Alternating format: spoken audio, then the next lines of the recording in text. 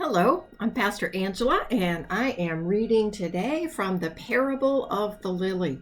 In our church sanctuary, we will have a number of Easter lilies that will decorate all the things that we have put up for Easter, and so it's a good story to read to learn a little bit more about Easter lilies. The Parable of the Easter Lily by Liz Curtis Higgs. And you can see here is a picture of an Easter lily. One winter day, the farmer's young daughter shuffled through the snow, headed for the mailbox at the end of the lane. Brr, it was so cold. We don't get much snow here in Charlotte or in North and South Carolina, but we know about cold, don't we? She peered inside the mailbox and found a small white envelope. Surprise! It was addressed to her. Dear Maggie, the letter began, I'm sending a very special gift just for you. Look for it soon.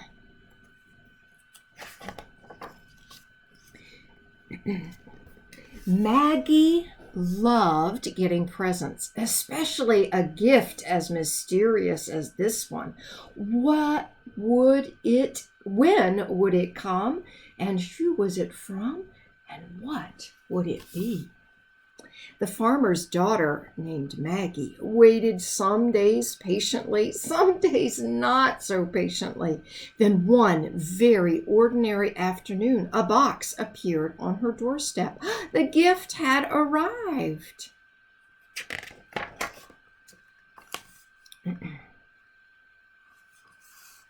See that? The farmer watched as his daughter excitedly tore the wrapping paper. He was eager to see what she thought of her present. But Maggie didn't say a word. She just stared at the small wooden crate full of dirt. Dirt was not at all what Maggie hoped for. Can you imagine getting a present that was a box full of dirt? That would be a crazy present, wouldn't it? Poking out of the soil, the dirt, was a small piece of paper. It told Maggie how to care for her gift.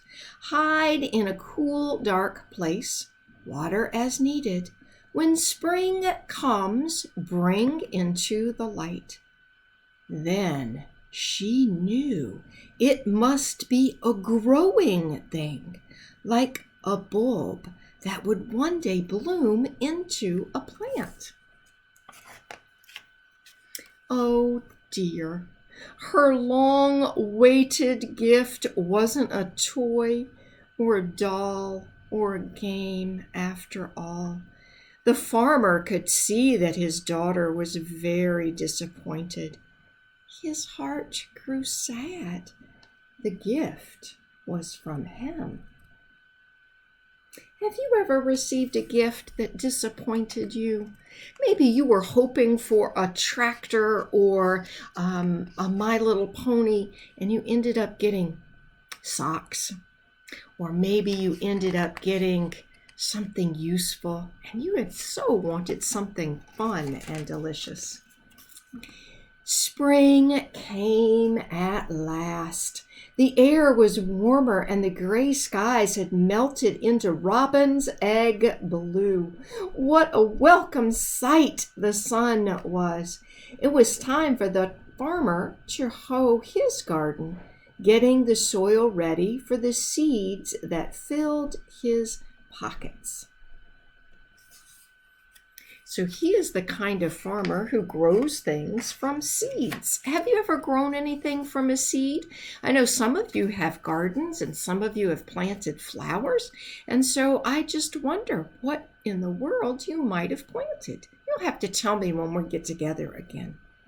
Maggie wanted to help, so she marched down the cellar steps to get her own Maggie-sized gardening tools. That's when it happened. Searching for her toolbox in the darkest corner of the cellar, Maggie knocked the forgotten crate of dirt off the shelf. Crash! The crate splintered into pieces. Soil was everywhere, and the flower bulb that rolled to her feet showed no signs of life. I bet you've had an accident or two before. I did. I dropped a trash can that had all kinds of stinky trash in it, and it went everywhere. And the other week at church, before it was closed up, I dropped a piece of glass, and oh my goodness, it shattered and made a huge mess. I was lucky because someone helped me clean it up. Wonder who's going to help Maggie clean up her mess. What a mess! Maggie was mad at the box and even madder at herself. She swept up the dirt and threw away the broken box, grumbling under her breath. And that old, ugly flower bulb, she tossed it out the cellar door, never to think of it again. Have you ever been so angry that you just couldn't even think straight? And so you decided that you should do something, and it wasn't necessarily the best thing you could do. So she didn't think about that ugly flower bulb until Maggie woke up earlier than usual Easter morning. A warm breeze blew through her bedroom window, and the chirping birds seemed to call her name. Still dressed in her nightgown, Maggie tiptoed out to the garden. She was hoping to find some daffodils or tulips to decorate the table for Easter breakfast. Do you have any flowers growing in your yard?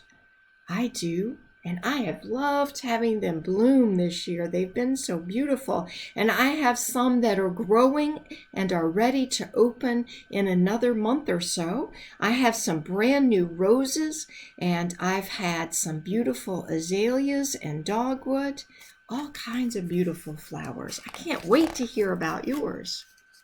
That's when Maggie saw it.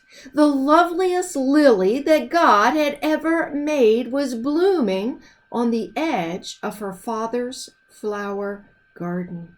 Its white petals unfolded like a trumpet. Its leaves were green with new life. Its scent was as fragrant as the most expensive perfume. It's white, and it has yellow inside. It's trumpet-shaped and has green leaves, just like the lilies at the church. Maggie knew all at once what had happened. She didn't know whether to laugh or to cry or to shout with joy, so Maggie did all three at once. Wake up, everybody, wake up. Come and see, the gift is alive. Her family hurried out to the garden. They couldn't believe their eyes. So much beauty from such an ugly box of dirt. Maggie noticed the farmer standing in the doorway, quietly watching, his smile giving away his secret. Father, it was you who gave me the lily, Maggie squealed with delight. Suddenly her little smile began to fade. Oh dear, she'd thrown away her father's gift without so much as a thank you. How that must have hurt him. I'm sorry, Daddy, she said, putting her arms around his big waist. Will you forgive me? Oh, my child, the farmer whispered, hugging her tight. That's what Easter is all about. And that is the story of Maggie's secret present. So when we think about Easter and what it's all about, it certainly is about thanksgiving for God for the new life of Jesus, but it's also about Jesus' gift of forgiveness to us. God sent his only Son, Jesus, that whosoever should believe in him would have the gift of life eternal, always and forever, a life of forgiveness, a life of redoing when we've done things the wrong way, a life of being able to start again. And every year we have trumpet-shaped lilies. And if you have not ever planted a lily, I would encourage you to plant a bulb and to watch and see what happens. And if we have any extra lilies at the church and you would like to have one and come and get it and plant it in your garden, you can do that. My lilies are growing and they are so abundant and they multiply like God's love always. Again, this is Pastor Angela, and I wanted to say hello, happy Easter, hallelujah. Bye-bye.